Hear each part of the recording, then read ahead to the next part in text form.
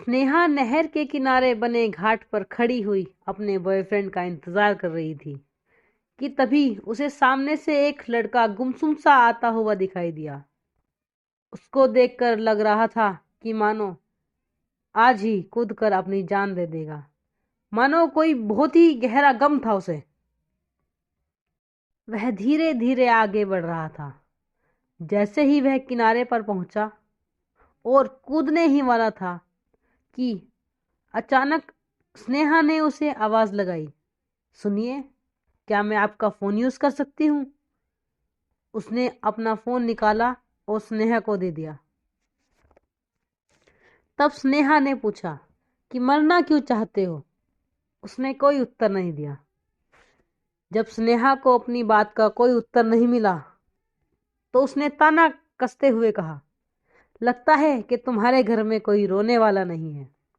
तब लड़के ने जवाब दिया, तुमसे मतलब? तुम्हें क्या फर्क पड़ता है? अरे किसी को कोई फर्क नहीं पड़ता मेरे मरने या जीने से। स्नेहा ने कहा, अरे ऐसा क्यों कहते हो? मैं साबित कर सकती हूं कि सबको फर्क पड़ता है। उस लड़के ने कहा, इस बात से अब कोई फर्क नहीं पड़ता। स्नेहा ने कहा, तो फिर लगी शर्त।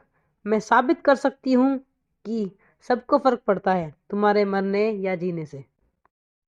और अगर तुम सही निकले तो मैं खुद तुम्हें धक्का दूंगी। लड़के ने कहा, ठीक है। स्नेहा ने कहा, पहले तुम मुझे ये बताओ कि तुम मरना क्यों चाहते हो। तब लड़के ने कहा कि मैं एक लड़की से बेहद प्यार करता हूँ और आज मेरा उससे ब्रेकअप हो गया है और वो मेरी शक्ल भी नहीं देखना चाहती। मैं उसके बिना जी नहीं सकता, इसलिए मरने के लिए यहाँ आया हूँ। तब स्नेहा ने कहा, चलो ठीक है, अब जैसा मैं कहती हूँ वैसा ही करो। तुम जाकर उस झाड़ियों के पीछे छुप जाओ और मैं तुम्हारे घर में और उस लड़की को फोन करके कहती हूँ कि तुमने नदी में कूदकर अपनी जान दे दी। और उसने ऐसा ही किया। थोड़ी देर में उस लड़के के परिवार वाले, उसके दोस्त सब वहां जमा हो गए और जिस जिसको भी तैरना आता था वे सभी पानी में कूदकर अपने दोस्त को ढूंढने लगे। उसकी माँ पागलों की तरह पानी में उतरकर अपने बच्चे को ढूंढने की कोशिश करने लगी। कुछ लोगों ने जबरदस्ती उसे पकड़ा, कहीं वो डूब ना जाए। उसके पिता भी पागलों की तरह अपने बच्चे को ढूंढ रहे थे। उसके भाई बहन तो बस रोए ही जा रहे थे।